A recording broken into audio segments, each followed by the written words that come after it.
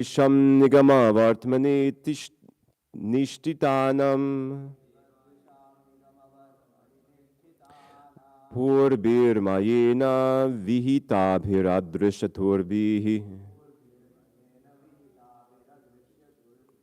Lokangnatam mati vimohamati pralobham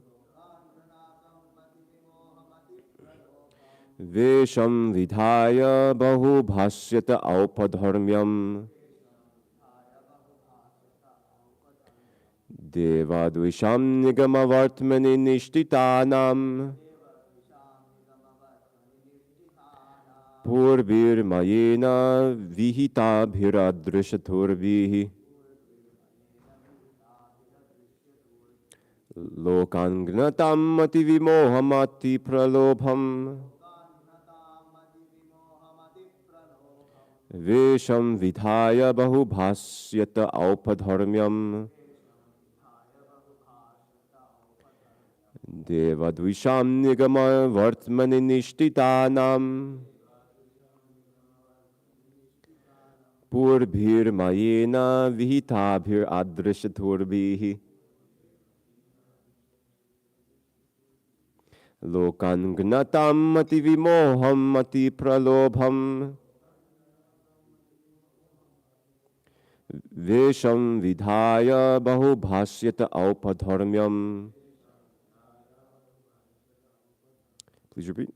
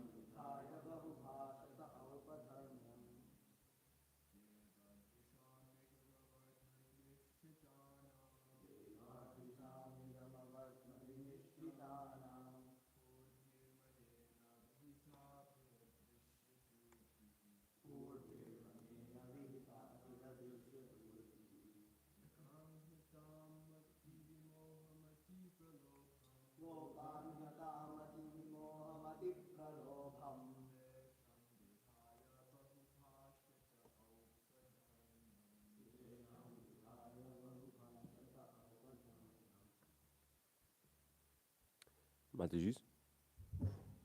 No? Okay. Devadvisham, of those who are envious of the devotees of the Lord.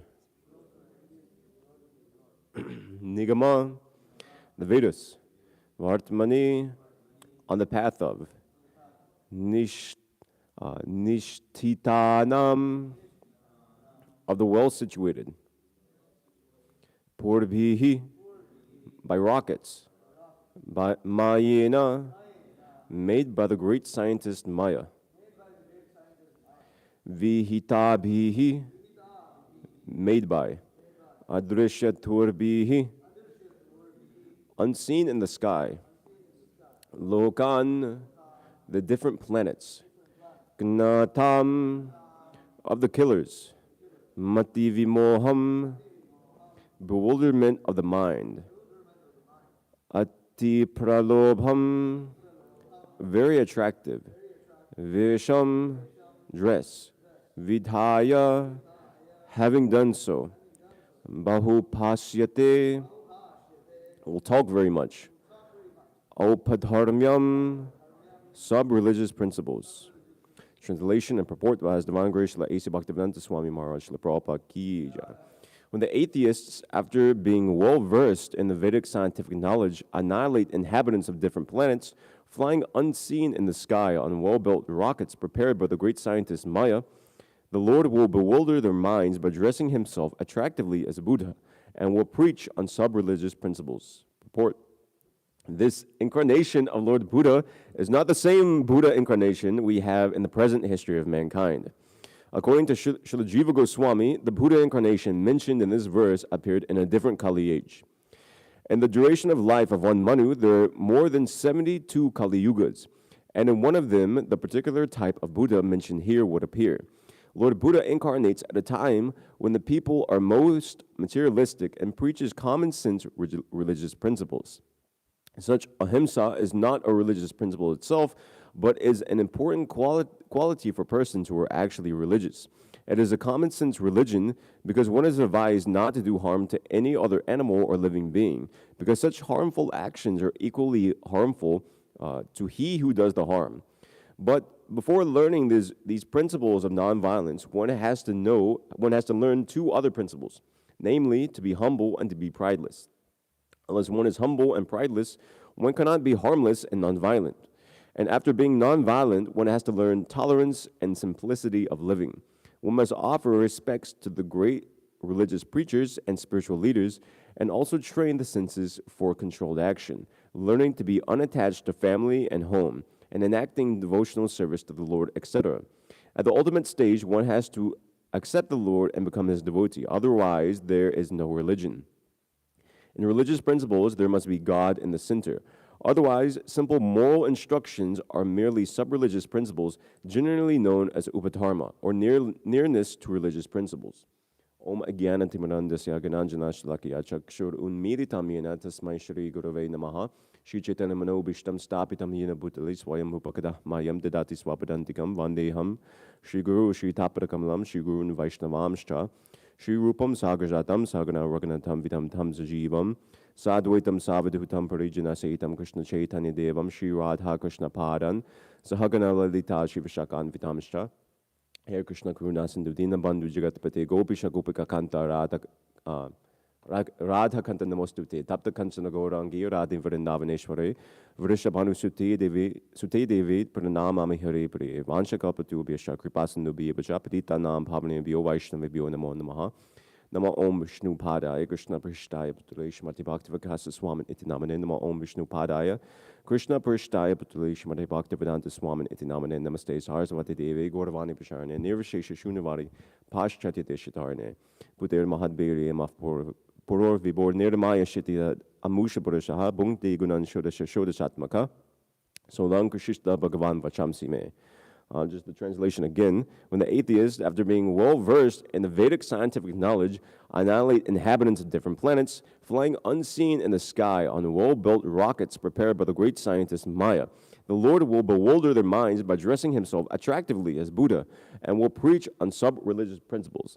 So, there's a few points. First thing is that, obviously, as mentioned in the purport, this is a different Buddha than appeared in this age.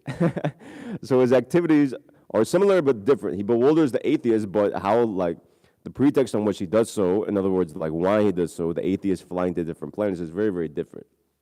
So, mainly I'll speak about Lord Buddha, but first, a few things came to my mind when just reading this verse. Actually, just now, when I was reading through this purport. So Srila Prabhupada makes the point, and I was wondering why he was mentioning this earlier, but he was saying that, what is that, pridelessness. But before learning these principles of nonviolence, one has to learn two other principles, namely to be humble and to be prideless. And then he goes on saying, After learning to be nonviolent, one can learn tolerance and simplicity of living. And so I realized actually Srila Prabhupada is quoting from the Bhagavad Gita here. These factors, what is knowledge? In Bhagavad Gita, there's a whole bunch of verses beginning with the words Amanitvam, Adhampitvam, Ahimsak, Shantir, Arjavam, etc. There's like 4 verses like that, including the famous Janmamrita Jaravyadhi, Dukkadosha Nudarshanam. So largely, Srila Prabhupada is speaking this because these, mainly what Krishna is speaking here are sub-religious principles. Of course, there's Mai Chanyana Yogena Bhakti Avyabhicharini. That's a direct religious principle, Savaipam Samparodharmo. It's parodharmo. But these other things, control of the senses, nonviolence, tolerance, they're sub-religious principles because they specifically this word, and I've heard before, I don't remember where, but Jayadvaita Swami, he was speaking on this word, this alpadharmyam, sub-religious principles. So he was speaking specifically in relation to preaching. That's there's 2 types of preaching. There's preaching on dharmic principles, and there's preaching on sub-religious principles, alpadharmyam. And so often, he was speaking in the context of, criticizing in one way, this bridge preaching as a form of, you're not directly preaching dharmic, parodharma, you're not preaching the highest dharma, it's just largely sticking to sub-religious principles. And just encouraging things like nonviolence, compassion, etc. This sort of, these things are good, but only in as much as they're in relation to Krishna. Otherwise, they become some airy-fairy sort of thing. Just to be tolerant for the sake of being tolerant, what's the use of it? Just to, even to control the senses without having knowledge of Krishna, it's it's like, what is that? It's compared to husking rice that's already been husked. So all these things are there. So, touching on the main point, so this incarnation of Lord Buddha is not the same Buddha incarnation we have in the present history of mankind. According to Srila Jiva Goswami, the Buddha incarnation mentioned in this verse appeared in a different Kali Yuga. So Lord Buddha appears presumably from this, understanding from this. And 72 Kali Yugas occur in one age of Manu, and in each one there's a particular type of Buddha. And there's a particular type of Buddha in our recent history. This Lord Buddha, I don't know anything about other than what's given in this verse. It's slightly bewildering if you don't know the history. But most of us are familiar with the Lord Buddha of our history. And the Bhagavatam mentions him. And actually, there's 2 Lord Buddhas. There's the Lord Buddha, who is the incarnation of Vishnu, and there's the atheist Lord Buddha. Superficially, there's a large article written by His Grace Satyaraj Prabhu, Stephen Naff, on his website, establishing this point, and largely he's quoting from, what's his name? Srila Bhakti Pragya Vigyan Pragya Keshava Maharaj, the sannyas guru of Srila Prabhupada, who had written a whole book on this, on impersonalism, Mayavad, but he was establishing this point. So the Bhagavatam speaks about Lord Buddha in many different places, just like here it's speaking about Lord Buddha. This is a different Lord Buddha, but we have in the 3rd chapter of the Bhagavatam, Lord Buddha is predicted there as being the son of Anjana, etc., appearing in a particular place. I'll get to that. So the Buddha that we understand to be of the Dashavatars that we include within there, the 10 incarnations of Vishnu, is not the Buddha that established what is known as Buddhism today. People who are following what is called Buddhism today has nothing to do, not exactly nothing to do, but it's Lord Buddha didn't establish atheistic principles in this world. Every time you see a description of Lord Buddha within the Bhagavatam, or we have even in, again I'll get to it, but the words of Jayadev Goswami, Lord Buddha is described as establishing nonviolence and stopping the animal sacrifices that were going on at the time during that the Brahmanas and just people in general in the Vedic culture were misusing. Now, initially when I came to Krishna consciousness, and maybe some of us don't even know this point, that there's 2 Buddhas. Maybe we're thinking it's the same. At least when I came to Krishna consciousness, I was very confused about this description in the Bhagavatam, the 1st canto, 3rd chapter, of saying that Lord Buddha established nonviolence, and then there's no real description of his philosophy there. and his stopping of the killing of animals. So our acharyas place emphasis on this point. The Bhagavatam places emphasis on this point. But I had never heard such a thing. I've never heard of Buddha. I mean, non-violence and ahimsa is a Buddhist, Theravada Buddhist principle, and even different strains of Buddhism. You find that, but it's not given emphasis like it's given in the Bhagavatam. In the Bhagavatam paints a picture that Lord Buddha specifically came to preach non-violence and stop the killing of animals. At least for myself, who was somewhat read in Buddhism, I understood Lord Buddha, he preached, he himself realized the suffering inherent in the world, he became enlightened, and then he preached that to others. Not so much about, and that was the core of his teachings. Maybe nonviolence was there, but nonviolence was there. I guess you could take the same thing. Apatarma, it was sub-religious principles. Just being nonviolent in and of itself won't lead to enlightenment, was my understanding of Buddha's teachings. Well, this is because there's two, as I've mentioned, there's two different Buddhas. There's the Avatar Buddha, the incarnation of Lord Vishnu, who came prior to the atheist Buddha, and there is the second Buddha, who appeared in more recent history, who goes by the Gautama Buddha. Siddhartha is also there. Sometimes also he's referred to by Srila Bhaktisiddhanta as Shaktamuni Simha Buddha, meaning he's a Muni among the Shaktiya tribe or people, like something like that.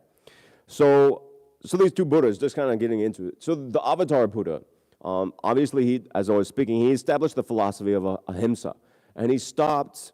He convinced followers of Vedic customs to give up sacrificing animals, and instead just induced them to follow him. In this way, they gave up their sinful activities, which on the pretext of the Vedic sacrifices, they were just whimsically slaughtering animals for their own sense gratification, for the satisfaction of their own tongue. And he convinced them to follow him because even by following Lord Buddha unknowingly, because he's an incarnation of Vishnu, they will receive benefit. Being an avatar, he didn't establish modism or atheism. We don't find descriptions of Vaishnavas worshiping Lord Buddha as having established atheism within this world. We find descriptions of Vaishnavas worshiping Lord Buddha because of having established principles of nonviolence and misled the atheist. Just like here, the same thing as the glorification of Lord Buddha. And it said, well, here it's a little bit different, but the principle is there that he will dress himself attractively as Lord Buddha and will preach on sub-religious principles. He will bewilder the atheists. So the same point is there. We worship Lord Buddha in this mood. This Buddha, Avatar Buddha, at least in Laghu Bhagavatamrita, he's generally taken, in this age at least, he's taken as a Shaktivish avatar, as is other of the Dasha avatars. Kalki is also considered Shaktivish, etc. like that. Within the Bhagavatam, this third chapter of the first canto, he's said to be born in Anjana and Bodhgaya. The verse specifically, Tatakalao Sampravriti. Who's controlling this? Maybe you could pull it up. Pull up, what is this? 1:324. Bhagavatam.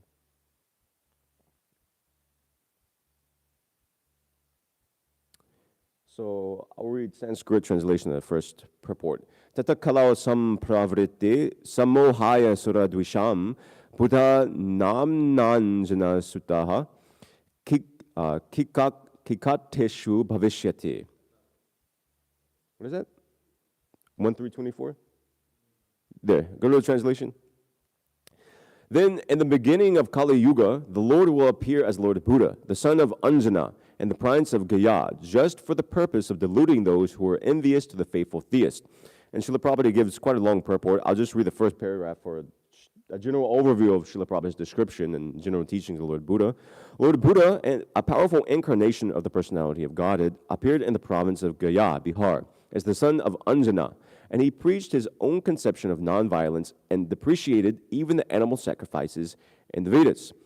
We don't hear anything about monism at this point, nor is there anything in the verse. At that time, when Lord Buddha appeared, the people in general were atheistic and preferred animal flesh to anything else. On the plea of Vedic sacrifice, every place was practically turned into a slaughterhouse, and animal killing was indulged in unrestrictedly. Lord Buddha preached nonviolence, taking pity on the poor animals. He preached that he did not believe in the tenets of the Vedas and stressed the adverse psychological effects incurred by animal killing. Less intelligent men of the age of Kali, who had no faith in God, followed his principle. And for the time being, they were trained in moral discipline and nonviolence, the preliminary steps for proceeding further on the path of God realization. He deluded the atheists because such atheists who follow his principles did not believe in God, but they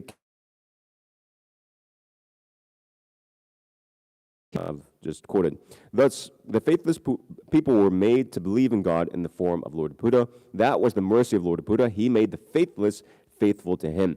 Srila Prabhupada continues in this, mainly speaking about animal killing. But if we see this purport, there's nothing regarding the philosophy of Lord Buddha. There's nothing talking about nirvana, etc., like this. Nor anything. There's talk about atheism, but there's talk about atheism in relation to the fact that Lord Buddha bewildered atheists to follow him. No, we don't hear anything about Lord Buddha preaching atheist. Again, go to the translation. If you look in the translation, there's a problem here. It says, then in the beginning of Kali Yuga, the Lord will appear as Lord Buddha. So I'll get to this a little bit more again later, but according to at least scholarly history, Buddha, as we know, Gautama Buddha, Siddhartha Buddha, appeared around 560 before Common Era, which is the battle. I mean, we're now around 5,000 years into the age of Kali. So the Battle of Kurukshetra took place around, 3,800 before Common Era, roughly, or something around there. So if Lord Buddha, in other words, that's not, I mean, it is near the beginning of Kali Yuga, but we'll see this dating is fishy, so to say. So I'll get to that next, but first the second Buddha. So second Buddha, as I've said, Gautama Siddhartha or Shakyamuni Simha Buddha. His go by different names. Generally, we know him as Gautama Buddha. He is described as being born in Lumbini, now Nepal, with Mayadevi as his mother. And most of us know his story. We've probably heard it. He was a prince. He was a son of a rich king. He was heir to the throne. And there's different stories narrated differently. But basically, he was walking on a road or something. And he saw so much suffering in the world. And he developed a sense of renunciation, a sense of detachment. Why is the world like this, etc. So he left home and he underwent austerities. And as a result of he went to Bodh Gaya to meditate. And because of his by his austerities, he attained enlightenment, nirvana, in his words. And then he preached that, the cessation, how to also achieve nirvana through the cessation of suffering. What is that? I forget the translation. Noble Eightfold Path, the middle way, or something. There's different things that are given in Buddhist scriptures. So basically, he developed a godless way to become free from suffering, and he preached it among everyone else. But Srila Bhaktisiddhanta Saraswati Thakur, he's revealed that this Gautama Buddha was simply a highly intellectual mortal human being, a vastly learned person who had attained some sort of inner realization, but he wasn't an avatar of Vishnu.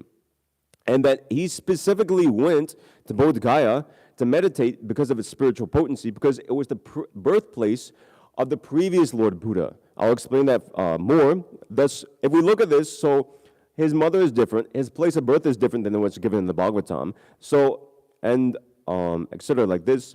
So there's two different people here. It's quite obvious. The birthplace, the parents, and the era of Vishnu Avatar Buddha and the birthplace of Gautama Buddha are totally different. So how have they become merged, so to say? Why is there the confusion? So principally, just to touch on this, the two Buddhas were merged primarily due to the works of Shankaracharya. Famously, he kicked Buddhism out of India, which was extremely prominent at that time. And in his works, he didn't discriminate between two Buddhas. If you see, I'll quote from him a little bit later, but he treated both Buddhas as one.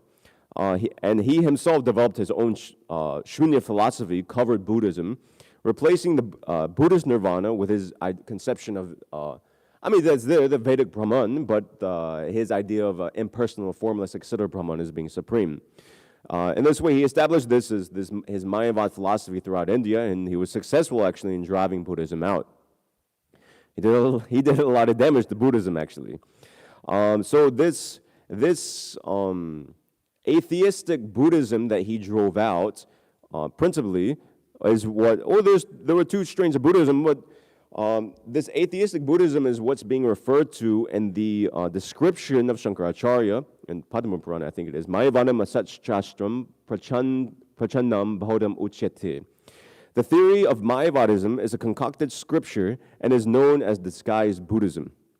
So this is what's being referred to, this atheistic system of Buddhism. So regarding this birth date of Lord Buddha, so modern history, as I've mentioned, it places the birth of Lord Buddha around 560 before Common Era. But there's much evidence that this is much too late, as is typical with Indologists and those who study Indian history, the Vedic period. They typically date things in a much, much more common period. They date the Bhagavad Purana as something like, just slightly, I forget, maybe like 200 or 300 before Common Era, if not slightly later than that. But we understand the Bhagavatam was written 5,000 years ago when Mars Pariksha was leaving his body, it was spoken then, and then it was compiled by Vyasadeva, etc. So there's evidence that this is too late. Buddha is described in the Srimad Bhagavatam itself. We'll find later in the 12th canto, I think it comes. Buddha was 23rd in the Ikshvaku dynasty. Bhagavad Purana, it dates Buddha as, so if you take the dates that are given there, basically, according to the Srimad Bhagavatam, it dates Buddha's appearing around 1887 before Common Era, and as having left this world around 1807 before Common Era. And specifically, this Buddha that's being referred to is the incarnation of Vishnu, Avatar Buddha. It's not just, you can take it as some sort of sectarian thing, and the Bhagavad Purana says this, but there's many scholars who also agree with this conception, actually. One Professor K. Srinivas Raghavan also relates in his book, Chronology of Ancient Bharat, that the time of Buddha should be around 1,300 years after the Mahabharata war, which should make it around 1880 before Common Era, if the war was in 31-38 before Common Era. Furthermore, calculations by astronomers, there's different books, I didn't quote them so much to get into technicalities, but one astronomer, Swami Sankyananda, indicates that the time of Buddha was in the Krutika period between 261 to 160-61 before Common Era. So I'm just quoting these to make the point. It's not just the Bhagavatam that's making this point that Lord Buddha came earlier. There's also scholars and astrologers that agree with this point.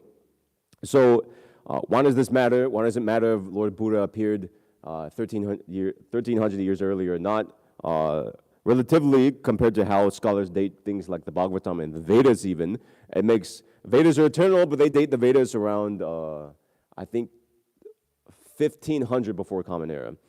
So why does this date matter? Because it has ramifications.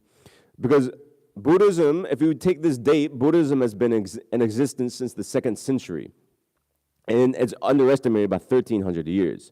So Lord Buddha, he preached against misuse of animal sacrifice, against, you could take it as a deviation in Vedic society. Now typically, in other words, a misinterpretation of something that appears in a culture takes place after a long time of provenance.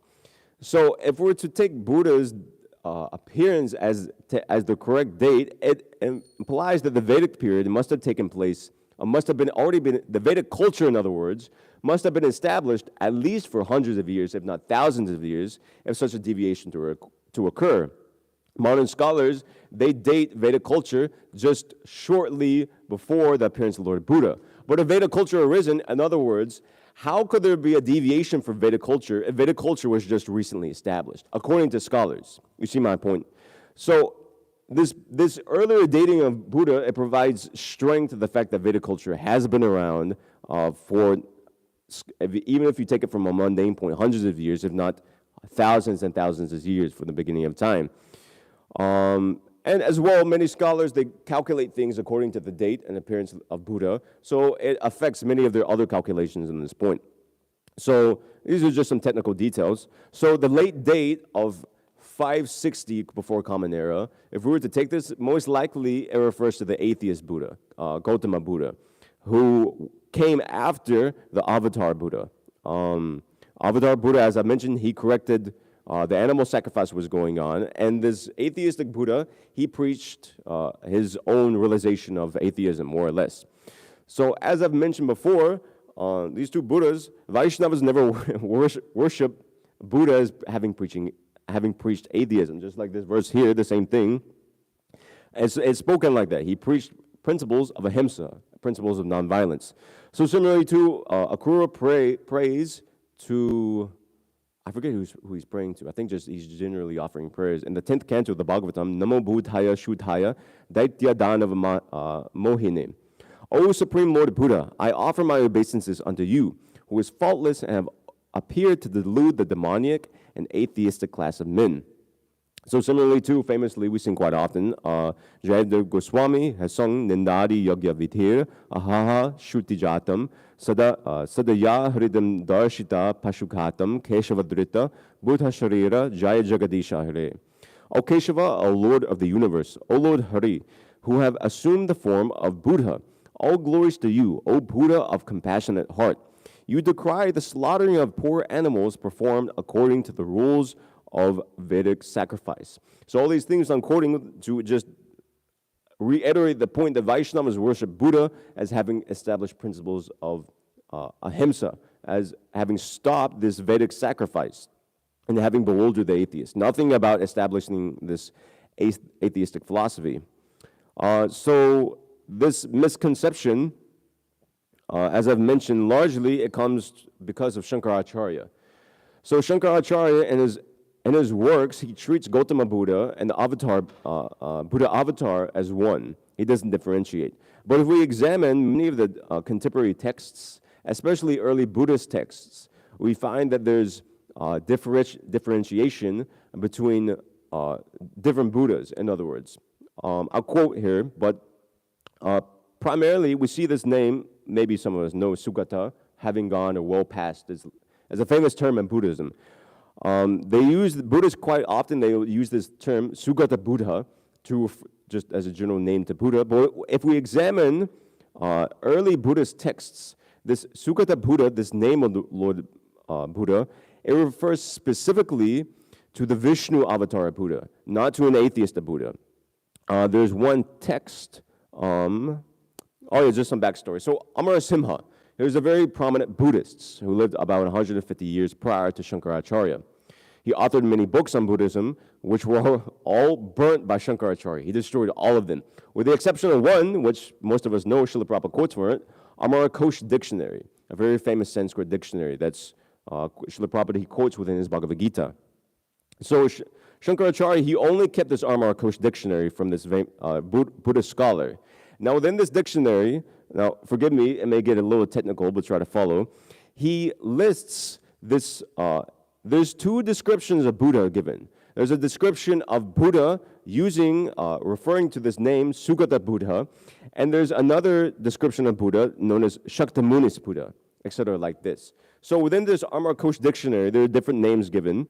I was going to read it, but I don't want to get so much into the technicalities of the verses themselves.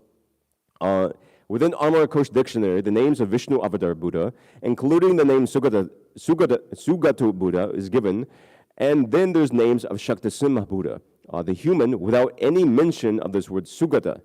So Sugata Buddha specifically refers to Vishnu Buddha. That's the point I'm making. But Shankaracharya, in his works, he uses, well, first, I've not studied Shankaracharya, but just quoting from this article, Shankaracharya, he defeats the philosophy of Buddhism. If you study his works, he defeats different darshans of the Vedic view, and he defeats Buddhism very prominently. Now, in referring to Buddha specifically, and espousing this atheistic philosophy that's become associated with Buddhism, he uses this word Sugata Buddha. In other words, he lops the Vishnu avatar Buddha and the atheist Buddha into the same person. And as a result of this, the situation is what it is today, more or less. Shankaracharya, his works were extremely prominent. Maybe not so much now. Even now, they're quite prominent, but previously, especially hundreds of years ago, Shankaracharya's interpret, just as Srila Prabhupada writes in the Chaitanya Charitamrita, basically to take sannyas at the time of Chaitanya Mahaprabhu, it meant Mayavad sannyas. because Shankaracharya's teachings were so prominent in society that it was just assumed. I mean, just as Sarvabhauma Bhattacharya, he taught Lord Chaitanya, or tried to teach him, Vedanta Sutra. What did he quote from? He taught him the Vedanta Sutra, but he also taught him, or tried to teach him, Shankaracharya's commentation upon the Shariraka Bhasya, upon his commentary upon the Vedanta Sutra. So Shankaracharya had held great sway in society, basically. And because of this sway, not only did his philosophy become extremely prominent, also this misconception, this misleading notion that the two Buddhas are the same also became prominent. A very similar situation exists in a different circumstance between the two Kapilas. There is Avatar Kapila, who is an incarnation of Vishnu, and there is a much later Kapila, atheist Kapila, who preached atheism. So worshipping one Kapila leads to Vaikuntha, or wherever that Lord Kapila Deva is situated, and worshipping the other Kapila, or following his philosophy, leads to somewhere very different, a hellish planet. So similarly too, for those following this atheistic system of Buddhism as is prominent today, and actually I was thinking that even the Buddhism that's prominent today, we see not only, Krishna says in the Bhagavad Gita that spiritual lines, they decline over time. Not only the genuine spiritual line, that is Krishna's Bhagavad Gita as it is, the actual teachings of the Vedas, but even these deviant spiritual lines, they also decline over time. Just as Shankaracharya's Mayavad has also become watered down over time. So similarly to Buddhism today, if you look at what the atheist Buddha actually preached, if you study like the original works of Theravada, like hardcore orthodox Theravada works of Buddhism, it's very different to what people take as Buddhism today. Now people just he himself, the atheistic Buddha, he himself didn't eat meat, he advocated nonviolence to some degree, but here now you find so many Buddhists who just eat meat left, right, and center. They don't have any sort of idea. And even then, there are so many splits within Buddhism, this atheistic cult of Buddhism itself, just like there's Theravada Buddhism is more or less the closest thing to what was originally established by the atheist Buddha, but there's so many different offshoots and deviations from it. Just like Mahayana Buddhism, which basically within Buddhism, there's this problem, there's a very big problem in Buddhism, and that obviously most of us know, all of us hopefully know, it denies the self. It's Shunyavad. It's a voidistic philosophy. It says the self doesn't exist, there is no God. Actually, nothing exists. Srila Prabhupada writes in the 16th chapter of Bhagavad Gita, he says something along the lines of that the atheists, they suppose that this whole cosmic manifestation is more or less just an error in sensory perception, and they think the whole thing to be a massive ignorance. So this is what the Buddhists are thinking.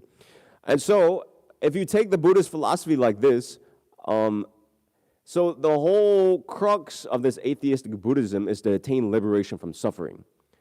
But then it becomes, how do you attain liberation from suffering? You extinguish desire.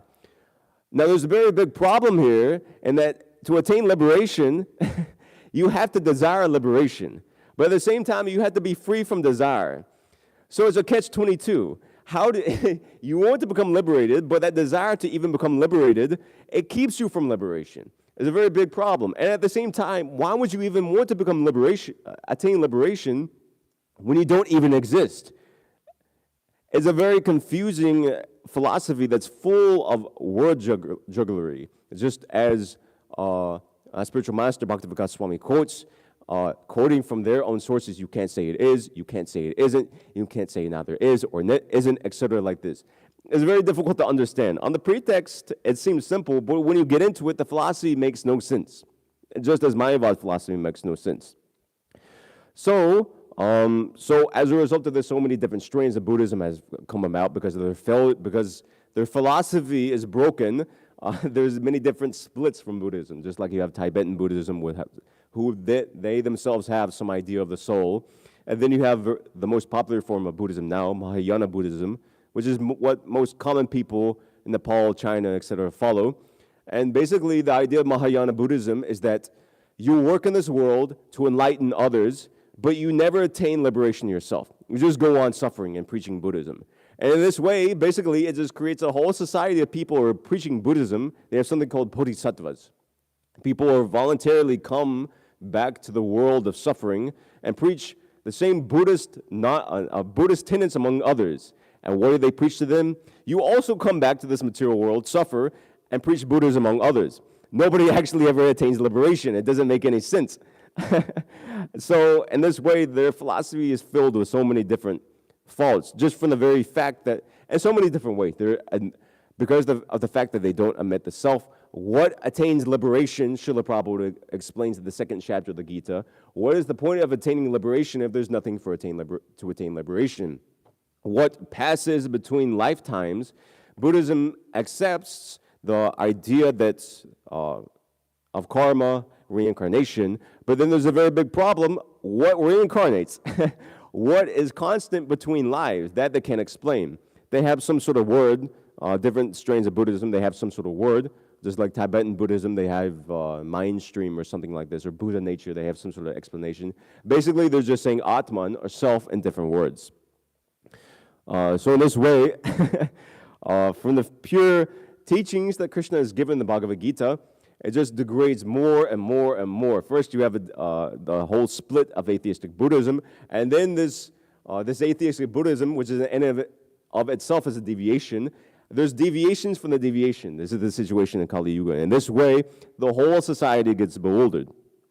And we see it prominently, at least now in the West, this idea of Buddhism is extremely prominent, especially among younger people, among more hip people, and this idea, just like there's this idea of spiritual, but not religious. But at the same time, spiritual, it's okay to be Buddhist. But you see, people practically, they have no idea what Buddhism entails. Even if people proclaim themselves in modern society to be Buddhist, they just go on like sense enjoyers. They just live their life eating, sleeping, mating, and defending, and not even striving for liberation. So it's a very unfortunate situation. So the real teachings of Lord Buddha need to be propagated in a society. That's best done obviously by distributing the Srimad Bhagavatam. Often we tell people, sometimes we show pictures, just like this first canto, it has pictures of Lord Buddha in there. Sometimes you show people it, and they become very attracted, thinking, I don't know what they think. Maybe sometimes they think it's Buddhism, and maybe they take the book on that pretense. But because they take it on that pretense, it's good for them. And actually, these books, they give the real import of what people are looking for when they take to this bogus system of Buddhism, this atheistic system of Buddhism. People are looking primarily for relief from some sort of suffering. And the Bhagavad Gita gives this. Not only does the Gita give this, it gives it in a very practical, down-to-earth, and easily followed way. Even this word, nirvana, is given proper context in the Bhagavad Gita. I remember I was somewhat into Buddhism before mercifully brought to Krishna consciousness, and the philosophy made sense, but as to the practical application of it, it's untenable. It doesn't make any sense. It's very similar to Mayavad. Mayavad and Buddhism, Mayavad is just covered Buddhism. Basically, the conception is, and if you see, at least Theravada hardcore Buddhist monks, you'll see practically all day, just like some years ago in Ponce de Leon, we were seeing this video of this fellow from California who moved out to Thailand or Tibet or somewhere and lived with Buddhist monks. And it showcased their life. What do? They just practically they wake up, they meditate for most of the day, living an extremely dry life. They go out, they beg some food, some money, some foodstuffs. They come back, they may cook for themselves. They clean whatever quarters are there, and that's it. That's their life. Their whole life is basically just dedicated, just as the Mayavadis, strict Mayavadis, there's, at least in Mayavad, there's a study of Vedas, there's study of the Vedanta Sutra, which is considered an aspect of knowledge. But in Buddhism, there's the teachings of Buddhism, but ultimately one has to come to the point where there's practical realization. Same thing in Mayavad, but therefore you see, in strict, hardcore Buddhism, if you look at what the atheist Buddha himself did, what did he do? He just sat under a tree until he attained enlightenment. That's what these Buddhist monks, hardcore Buddhist monks, they also try to imitate. But practically, who's done that? we hear within Buddhist traditions, there's ideas of past Buddhas and future Buddhas, but we don't actually hear of anyone actually attaining Buddhahood in his life. We don't hear of course, there's people like, they may appoint someone as a figurehead, just like there's this Dalai Lama. But we see in so many different ways by his behavior, he's nowhere close to even having a glimpse of what is the self, any sort of glimpse of what is enlightenment. Otherwise, he wouldn't eat meat. Why would he gratify his senses at the expense of animals if he was even slightly? It's not even, it doesn't require being self-realized to understand this. This is, as is being mentioned here, opatarmium. He hasn't even come to the point of understanding sub-religious principles, what does speak of attaining self-realization. So, like this. So there's a few other points I wanted to make. Within Buddhist scriptures themselves, as I was mentioning, there's past Buddhas, there's present Buddhas, and there's future Buddhas. So, Buddhist texts themselves, they give categories. There's human Buddhas, there's Bodhisattva Buddhas, which I've previously mentioned, and there's what's called Adi, or original Buddha. Human Buddhas, if you look in these texts themselves, I'll quote maybe a little bit if it's not so technical. Human Buddhas, like Gautama Buddha, the atheist Buddha, who came to be known as Buddha after their austerities, after their penances, and after some sort of their enlightenment. Another category of Buddhas, according to Buddhists, Bodhisattva Buddhas, personalities who are already enlightened, but who have again come to this world. So, having been born, they're already enlightened. And then there's what's described Adi Buddha, the original Buddha, or what we can take as the omnipresent Vishnu avatar of Lord Buddha. And this isn't just some Vaishnava interpretation. If you actually look at the Buddhist texts themselves, I'll quote from a little bit. This is what Satyaraj Prabhu, he quote, actually, Keshava Maharaj, he quotes from, but Satyaraj is also quoting. So in Lalita Vistar, a famous Buddhist text, it is described how Gautama Buddha meditated on the same spot as a predecessor Buddha. The Sanskrit is given here. I won't read it because it's long, no diacritics. Quote, the one seated on the hallowed earth of the previous Buddha's birthplace is on the same path as on the path of voidism and renunciation. With his weapon, the powerful bow, he vanquishes the enemies of distress and illusion. Thus, with wisdom, he will attain the auspicious state of grieflessness and worldly detachment. So this is in an early Buddhist text. So this Gautama Buddha, he specifically went to Gaya because he knew it was a spiritually surcharged place where a previous Buddha had attained enlightenment. Just as, a little bit different, but just as Bhagavad Gita, it was spoken on Kurukshetra and all the armies assembled there because it was a place of, it was a tirtha, it was a holy place surcharged with spiritual potency. So similarly too, Gautama Buddha understood that Buddha, the Adi Buddha, attained enlightenment at Gaya. So wanting to follow in his footsteps, he similarly went to Gaya to attain enlightenment. And another text, Lankavatara Sutra, a famous Buddhist scripture, this is long, I won't quote exactly, but there's a description of Ravana praying to a previous Buddha and to a future Buddha. So within Buddhist texts themselves, my point is that they themselves discriminate between previous Buddhas, a previous Buddha, and a future Buddha, or coming Buddhas, like that. So, yeah, so generally we can obviously understand that the famous personality, generally who we refer to as Buddha, Gautama Buddha, is not the incarnation of Vishnu, is not the avatar Buddha. And thus, this is largely a misconception that was established by Shankaracharya and which has become prominent in society. And there's other Buddhas as well. There's a Buddha in every Kali Yuga. Just as being mentioned here, there's atheists who are flying to different planets on rockets built by the great scientist Maya. So there's a whole other thing going on in a whole different Kali Yuga. These things I don't know about. But at least this is a kind of overview of these two Buddhas for the age, the atheistic Buddha and the avatar Buddha. So that's all I have specifically to speak. I can end my class there, open up any comments, questions, discussion people may have in this matter now. Yes. So, just quick question before I get to the main one. Lord Buddha appeared in the Ikshvaku dynasty? Is that what it said? According to Bhagavatam, that's what. According to Bhagavatam, that's written in Satyaraja Prabhu's article. I don't think his name is Satyaraj. Who is Stephen it? Knapp? Stephen Knapp? Who is no, it? his name is different. Oh, yeah, Steve Roshan is that. It's not Satyaraj, it's somebody else. Yeah, I I'm think sorry? it's Nanda Prabhu. Oh, Maybe okay, something. okay. This, I see. he says it Yeah, differently. that's correct. Okay. Now,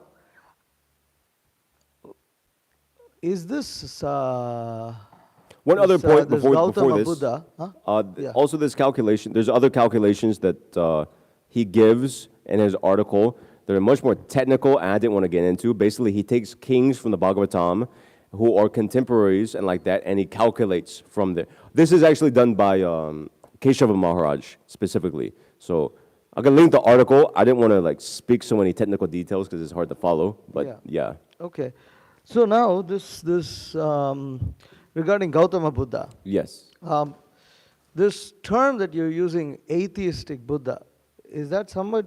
Gautama Buddha, atheistic Buddha, Shakti Simha Buddha, same thing. It's just because the point is that even Lord Buddha preached atheism. I mean, both are atheistic. Prabhupada makes this repeatedly. He makes this point repeatedly. I'm sorry. Specifically, what I meant to say is that this doctrine of atheistic modism we don't hear. We don't hear of these descriptions of Buddha in the Bhagavatam or descriptions by our acharyas as having preached atheistic modism. That's very different. He did bewilder atheists, but we don't hear specifically. I mean, at least in these verses that I've quoted, there's nothing directly about Lord Buddha. The reason I say that is because Chaitanya Mahaprabhu himself says that. Vedana manya bhauda haita nastik, Vedashraya nastik avad bhauda ke adik. The Buddhists do not recognize the authority of the Vedas, therefore they're considered agnostics or atheists. Nastik refers to atheist. And then I had searched this. Yeah, that's true. Buddha, I mean, he also bewildered the atheists. Well, not just, he preached atheism. I mean, Prabhupada says in his purport to Bhagavatam 3:16-26, he says, Lord had a plan. In each case, we must understand the plan of the Lord. Lord Buddha, for example, was an incarnation, yet he preached atheism. There is no God. Okay.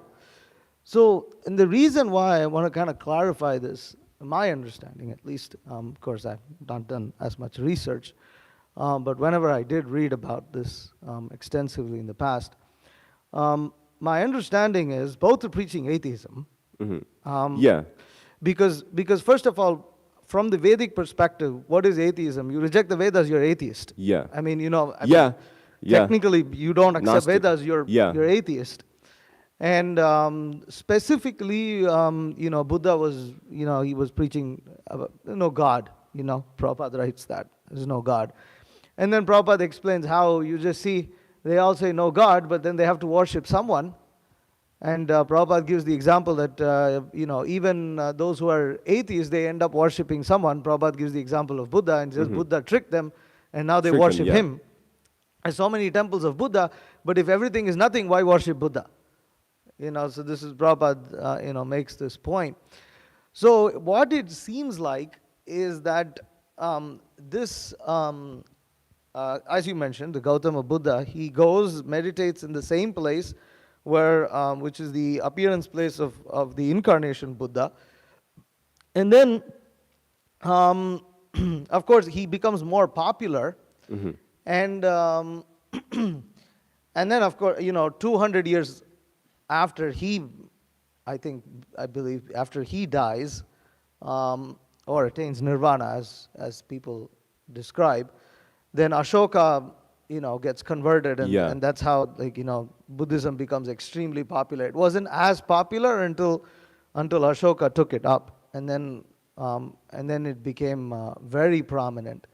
So it seems like this Gautama Buddha remained loyal to the core tenets of what the incarnation Buddha preached. Yeah, he paid homage to that because he went to the place. Yeah.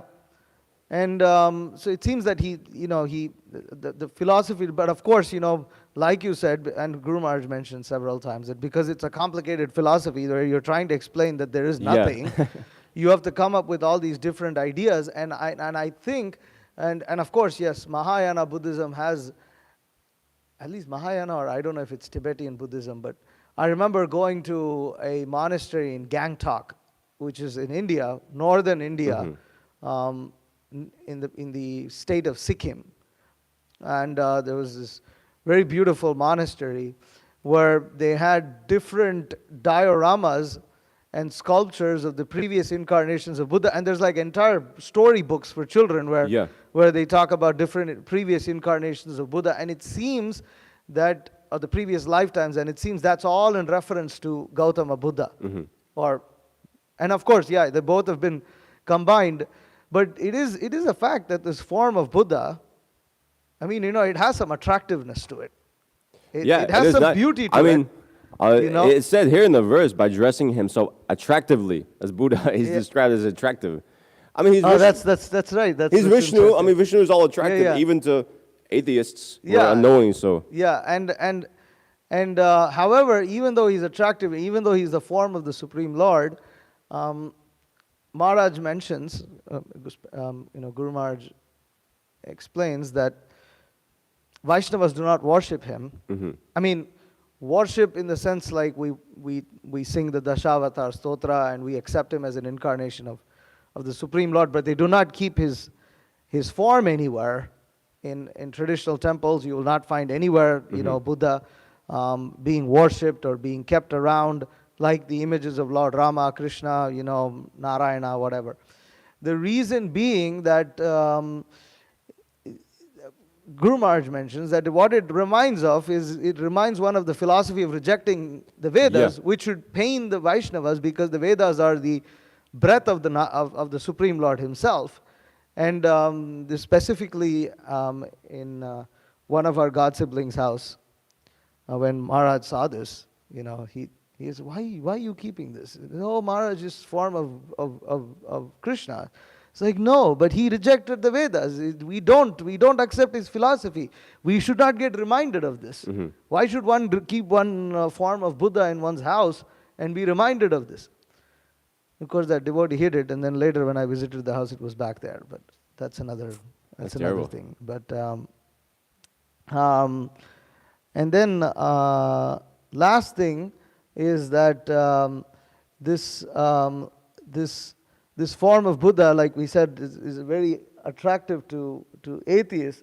And this particular incarnation, we see that in other Kali Yugas, it seems that people were even way more technologically advanced. yeah, To the extent that, I mean, right now there's some fact out there that there are UFOs and things like that, and we understand that to probably be demons from other parts of this subterranean worlds or the other parts of Earth, but it seems, at least over here, that these atheists in other Kali Yugas, the demons of other Kali Yugas, they accepted the Vedas and they were so expert that they were going to other planets and killing the inhabitants over there. And here, people are so proud of going and collecting some dust from the moon, and it's like, even now, it's like some big thing, So. they had it's mentioned here Maya, the great scientist who also built what are these like flying mansions and whatnot. We hear it elsewhere in the Bhagavatam. So yeah, it's amazing. The word here used is purbihi. There's no other synonym in the Bhagavatam. Prabhupada translates here as by rockets. Also, just one more point, looking at the Sanskrit, Buddha is described as ati pralopam. Lopam is pretty easy to understand. Lopam means like attractive, just like we sing in Gora Arti. And pra is like an intensifier. So it means like, just like we have like prayashchitta, which means a very like extremely intense like endeavor to purify the heart. Pralopam means like very, very attractive, very beautiful. So Nice. And regarding Mahayana and Theravada, it seems that, at least I just recently heard Maharaj, I don't know if you were there, but Maharaj was speaking about Thailand, and this and that. He mentioned that Mahayana Buddhism, interestingly, is actually more of the traditional Buddhism, and Theravada is more Watered recent. down. Really? And the reason is interesting because in Theravada they accept the demigods. You accept all the demigods, and Yeah. and they worship the demigods, but they accept him that They them to have be pictures lower. like that. They have whole pictures of like They the have whole universe with temples. the celestial planets and like that. There's Hellish worlds. It's if the you same go to thing, Sri yeah. Lanka, there's a temple of Lord Vishnu, and it's the Buddhist who's there worshipping. The Buddhist priest, everything they're worshipping, and then this and that, Vishnu, Shiva, temples. They have Buddhist, priests. They're worshipping, and if you board any bus, public transportation, whatever, the city bus in Colombo, you'll have a picture of 5 personalities. So there's Ganesh, there's I know there's Kartikeya, and then I think there's Lakshmi or Durga, and there's one, and in the middle there's Buddha. It was very interesting because it's like you have the same thing you will find in South India, but Buddha won't be there. And the reason why Theravada seems to be a concoction is because it's become influenced by Vedic culture. Because they reject the Vedas. So where is Indra? Where is Chandra? Where are you? You don't accept these personalities unless you accept the Vedas. But Mahayana Buddhism, on the other hand, they replace all the demigods with these bodhisattvas who you can go and pray to for specific relief Yeah. for particular miseries. I visited a monastery in Hong Kong, and that was, so there was one bodhisattva for wealth, there was another bodhisattva for curing diseases, another bodhisattva, and They have like mantras to them and yeah, everything. their else. mantras and everything, and so Mahayana seems to be closer to the original form of Buddhism in rejecting the Vedas altogether, whereas Theravada seems to have been influenced by I see. by That's Vedic interesting to culture. know. Typically, it's taken the other way. At least the contemporary understanding is taken as interesting. I mean, it was just this time Maharaj mentioned that Mahayana is closer to the original form of Buddhism, but I could clarify that. I I'm was not just wondering sure myself. because the crux teaching, which we don't. I mean, the thing is, different sects of Buddhism will accept or reject different parts. I mean, they'll accept the Pali canon, something like that. Was that? They'll accept that, but we don't. I mean, Gautama Buddha's whole thing was attaining enlightenment, right? The Mahayanas, I mean, in short, basically, you could say they reject it for the fact that out of compassion, more or less. But we don't really so much like here. I mean, directly, Gautama Buddha is speaking those things. It's just interesting because it seems like quite a big departure from the original teachings. So I don't know so much. I've just read online different things. I've never actually like went to a temple and spoke with like actual Buddhists, nor have I been to the country. So I don't have so much direct experience, just theoretical. Anything else? Jita?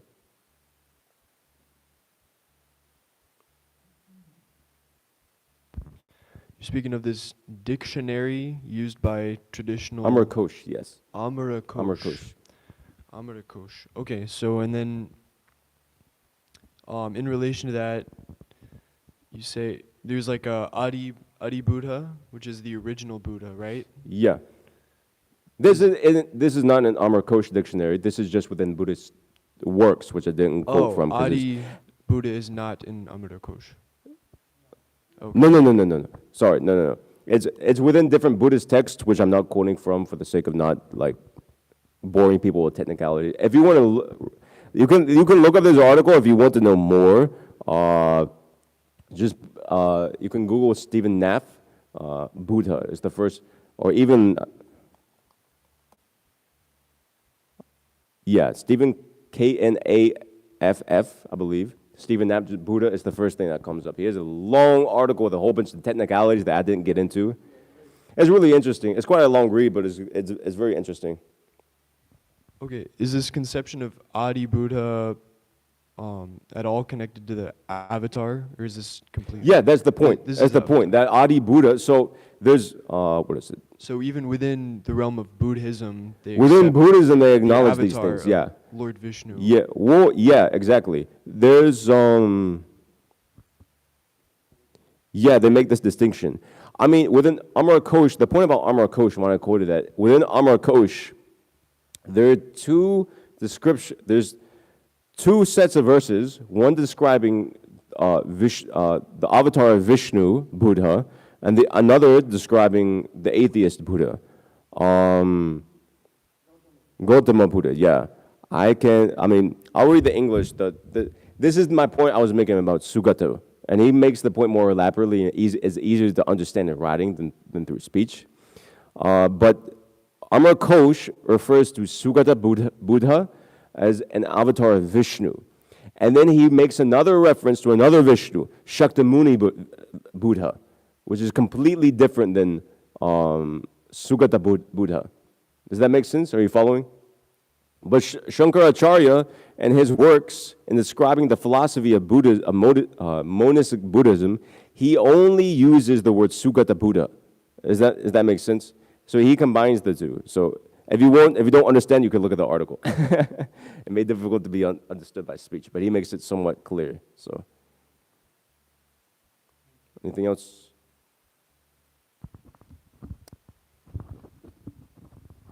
You have something? Yeah.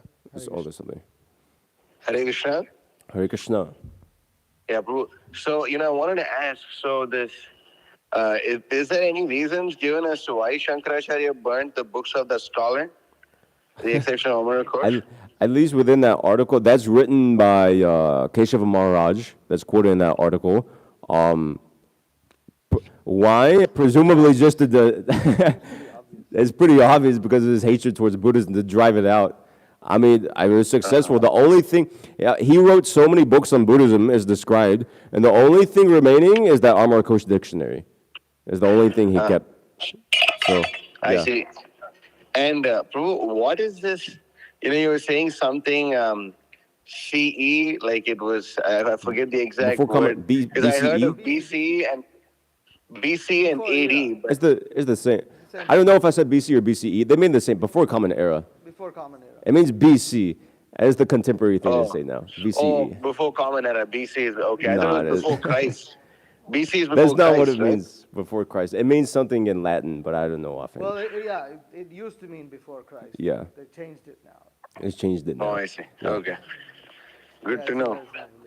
Even that's disputed actually. Christians, they don't fully know when Christ was there's a big problem, so to say. That's one of the reasons why the scholars changed it. Yeah, that's one of the reasons why they changed it. We don't even know if this Christ existed. Yeah. Let's just keep this They don't know if he was a real person or not. Yeah. Anyway, that's a whole. Okay. Got it. Thank you. Actually, this another thing about this, the followers of the Vedas at the time of Shankaracharya were very much threatened by Buddhism, because Buddhism was so prominent that temples had fallen into disrepair. There was no worship going on in several parts of the country, and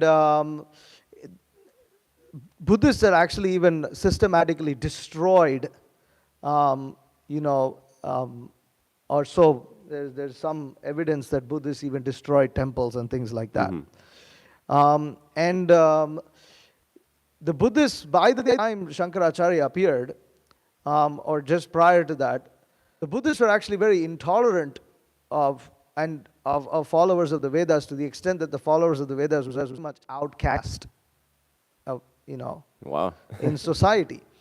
And for instance, the famous Karma Mimamsa proponent that Shankaracharya wanted to debate with, who ended up, burning himself alive because he is atoning for this. So anyways, I forget this person's name. It slips my mind at this point of time. But this particular Karma Mimamsa follower actually joined the most famous Buddhist university, which I believe was Nalanda at that time. As disguised as a Buddhist, to become expert in Buddhist philosophy in order to defeat them. But his teachers found out that he was in disguise because one point of time his teacher was criticizing the Vedas, and he started crying. And then they realized that he had affection for the Vedas, and therefore he was crying. And they kicked him out of the university. There was something that happened. I don't know if they tried to kill him or he killed his teacher. Something happened. And because of having cheated his guru, then he went on a campaign defeating the Buddhists, and was I think quite successful in some regard. But then by the time Shankaracharya came to debate him, he says, well, now I'm atoning. And Shankaracharya asks him why, and he says, well, that's because I cheated my own guru. Now, even though he's an atheist and Buddhist, still he was my guru. I have to atone for my sin so that, I'm able to go to the heavenly planets.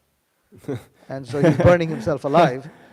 And then he recommends Shankaracharya to debate with his disciple.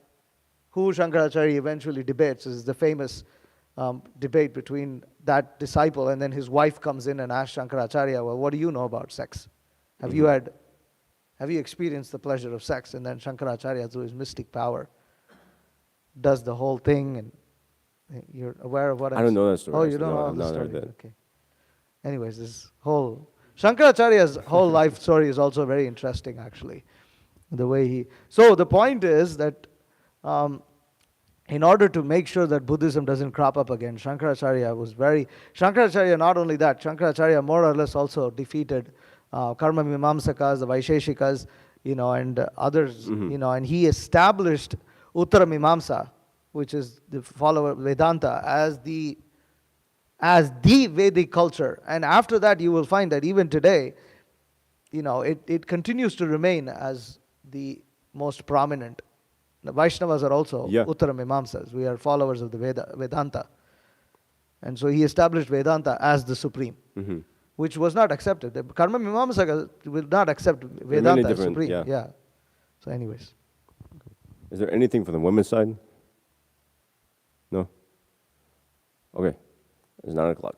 Srimad Bhagavatam ki